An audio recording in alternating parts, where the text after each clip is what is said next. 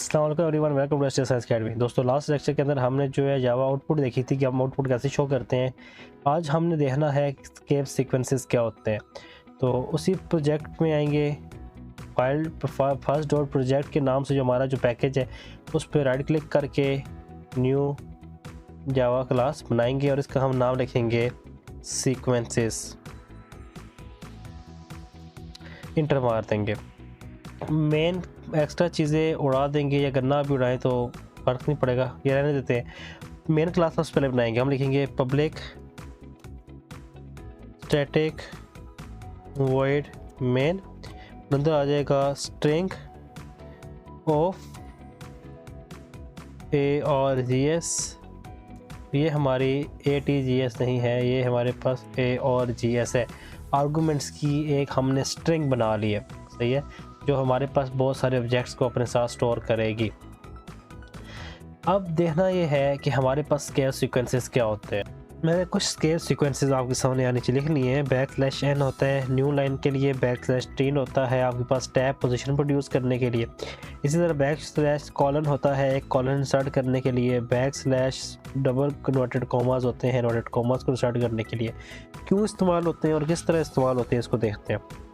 सबसे पहले सिंपल अपने मेन फंक्शन के अंदर एक सिंपल आउटपुट की लाइन लिख देते हैं, system dot out dot print ln, और इसके अंदर मैं एक डेटा लाइन लिखूँगा।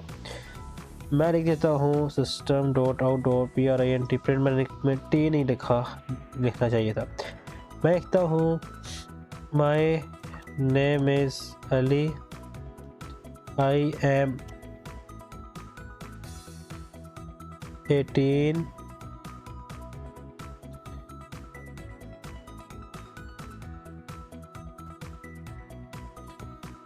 years old। अब मैंने जो ये लाइन लिखी है आपको नज़र आ रही है, आप देखें इसमें बहुत सारे एरर्स आ रहे हैं। फर्स्ट एरर आपको नज़र आ रहा होगा कि 18 मेरा कॉमास की वजह से बाहर चला गया, सही है, ये पहला एरर है। अगर मैं इसको हटा दूँ, मैंने एक्स्ट्रा कॉलम्स हटा दी और मैंने सिर्फ 18 लिख दिया, और मैं इसको बढ़ाऊँ I live in Islamabad, I am good boy. ये मैंने 4 लाइन्स लिख दी है। ये एक प्रिंट ln के अंदर है। मैं नहीं चाहता कि मैं 5 अलग अलग प्रिंट ln लिखूँ 5 लाइन्स के लिए, मैं एक लाइन में लिख के इनको 5 अलग लाइन में लेके जाना चाहता हूँ। तो इसके लिए हमारे पास इस्तेमाल होता है न्यू लाइन के लिए ln। जहाँ से आप चीज़ को न्यू लाइन में लेके जाना चाहते हैं वहाँ आप ln लगा दें। फॉर एग्जाम्पल स्टार्ट में मैं चाहता हूँ हमारे पास न्यू लाइन आए ln, उसके बाद मैं चाहता हूँ आई एम से बाद पहले हमारे पास न्यू लाइन आ जाए ln। इसी तरह मैं चाहता हूँ I live in Pakistan, her new line से पहले आप ln लगा के न्यू लाइन में जा सकते हैं। अगर इसके बगैर मैं आपको रन करके दिखाऊं, मैंने हटा दिए सारे रन। अब मैं अगर राइट क्लिक करके इसको रन करूँ ना, तो आप देखें ये सारा एक लाइन के अंदर आया। लेकिन अगर मैं ln लगा दूँ यहाँ पे भी, इस लाइन से पहले भी, इस लाइन से पहले भी ln, और इस लास्ट लाइन से पहले भी, इसको लगा के अगर मैं इसको रन करूँगा तो आप देखें ये सारी मेरे न्यू लाइंस में चली गई हैं। फर्स्ट वाली अगर मैं हटा भी दूँ उससे इतना फ़र्क नहीं पड़ेगा, ये एक स्टेप पीछे आ जाएंगी, ये देखें। तो ln तो इस्तेमाल होता है न्यू लाइन में जाने के लिए और इसको हम इजीली देख चुके हैं। नेक्स्ट है टैब पोजीशन। टैब पोजीशन का काम है आपको एक टैब आगे करके देना। फॉर एग्जांपल अगर मैं इसके बाद यहाँ पे लिखूँ system dot out dot print ln, और उसमें लिखूँ नेम और एज, तो ये मैंने लिख दिया नेम और एज। अब मैंने इसी लाइन को कॉपी किया, कंट्रोल C, नीचे पेस्ट किया 3 दफ़ा। एक दफ़ा मैंने नेम लिख दिया अली, एक दफ़ा लिख दिया हैदर, एक दफ़ा लिख दिया हसन, एक दफ़ा एज आ गई 10, इसकी एज आ गई 15, इसकी एज आ गई 17। अब मैं अगर इसको रन करूं तो आप देखिए आपको ये तरतीब से नहीं मिल रहा, सही है, इसकी तरतीब नहीं है। I am a good boy के बाद मैं चाहता हूँ गैप आ जाए, तो मैं यहाँ पे आगे \n लगा दूंगा, जिससे मुझे यहाँ पे गैप मिल जाएगा ताकि मुझे पता लगे ये चीज़ यहाँ से शुरू हो रही है। अब मैं चाहता हूँ इनके दरमियान ना इक्वल स्पेस आ जाए, तो मैं यहाँ पे एक तरीका तो ये है, यहाँ पे यूज स्पेस मार के इनको इस तरह कर दूँ, बराबर कर दो।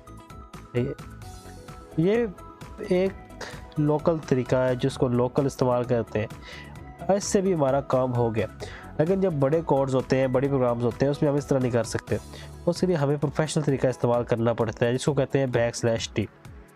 अगर मैं इसमें लिखूँ ना \t और इसको मैं रन करूँ, तो आपको नज़र आएगा कि हमारी जो एज है वो नेम से एक टैबुलर पोजीशन आगे चली गई है। इसी तरह अगर मैं अली के नीचे लिख दूँ \t, ये आएगा \t, और इसी तरह हैदर में आ जाए \t, हसन में भी \t। राइट क्लिक करके इसको आप रन फाइल करेंगे तो आप देखिए ऑटोमेटिकली ये टैब लग के इसके नीचे आ गए हैं। तरीका मैंने पुराना इस्तेमाल किया है लेकिन प्रोफेशनल वे में इस्तेमाल किया। तो \t इस्तेमाल होता है कि हम स्पेसेस डालने की बजाय सिंपल 2 लेटर्स लिख के \t लिख के टेबुलर फॉर्म बना के एक टेबल की फॉर्म में डाटा डिस्प्ले कर सकते हैं। तो इसकी प्रैक्टिस भी कर लीजिएगा। नेक्स्ट है इंसर्टिंग दिस सिंगल कॉलन। ये थोड़ा सा इम्पोर्टेंट है। देखिए फॉर एग्जांपल लाइन है system.out.println और लाइन के अंदर है he said I am good। ये हमारे पास एक लाइन है, सही है। इस लाइन के अगर मैं रन करूं तो कोई एरर नहीं आएगा, लाइन डिस्प्ले हो जाएगी। दोबारा यहाँ पे 17 से पहले मैं गैप चाहता हूँ, तो मैं यहाँ पे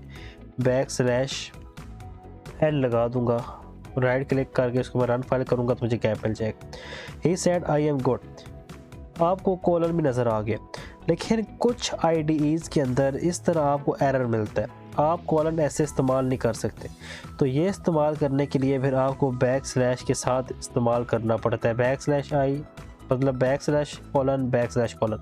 अब अगर आप इसको रन करेंगे ना कोमा, तो कोमा आपको ऐसे ही मिल जाएगा।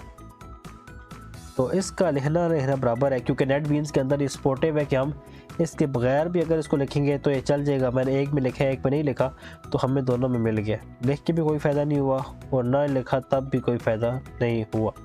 तो IDE नेटबीन्स के अंदर आपके पास ऑप्शन है कि आप इसको लिखें ना लिखें, लेकिन अगर आप विजुअल स्टूडियो इस्तेमाल करेंगे तो उसके अंदर आपको चीज़ें लिखनी पड़ेंगी। खैर ये इस्तेमाल होता है सिंपल इसको पेश करने के लिए।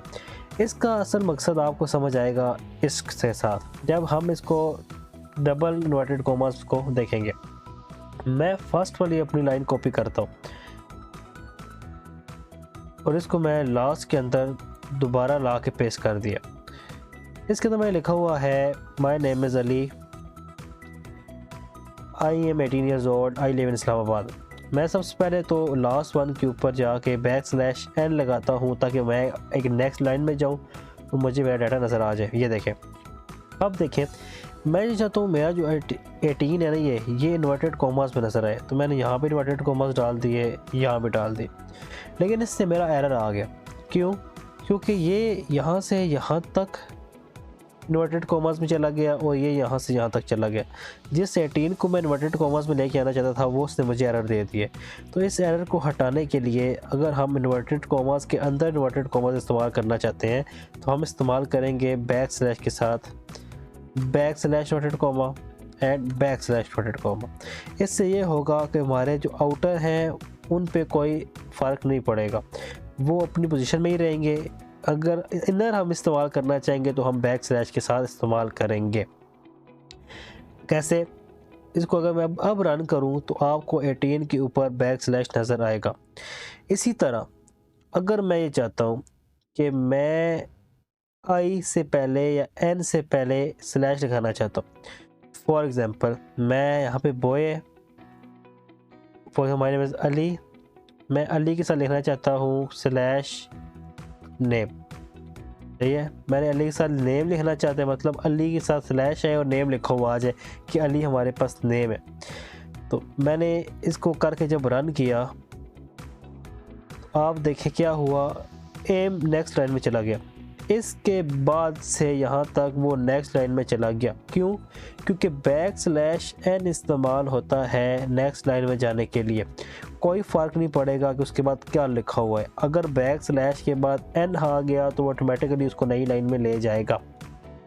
अगर आप इस चीज़ को भी रोकना चाहते हैं कि कंपाइलर नेक्स्ट लाइन में ना जाए बल्कि यहाँ पे रख दे, तो उसके लिए आपको डबल / इस्तेमाल करनी पड़ेगी, / के साथ \। अगर अब आप इसको रन करेंगे तो आप देखें आपको \/ नज़र आएगी। तो जाइए, तो मैंने इसी लिखा था इंसर्टिंग इंसर्ट का इस्तेमाल करते हुए हम स्लैश को प्रोड्यूस करते हैं। तो स्केप सीक्वेंसेस इस्तेमाल होते हैं आपके आउटपुट को बेहतर से बेहतर बनाने के लिए। उम्मीद है वीडियो आपको समझ आई होगी। यही 5 ज़्यादातर इस्तेमाल होते हैं जावा के अंदर और यही हमारी कोडिंग में बार बार दोहराए जाएंगे। उम्मीद है वीडियो आपको समझ आई होगी। मज़ीद किसी भी किस्म क्वेश्चन के लिए आप हमें कमेंट सेक्शन में बता सकते हैं। आपसे मुलाकात होगी किसी नेक्स्ट वीडियो के अंदर। तब तक के लिए अल्लाह हाफिज़।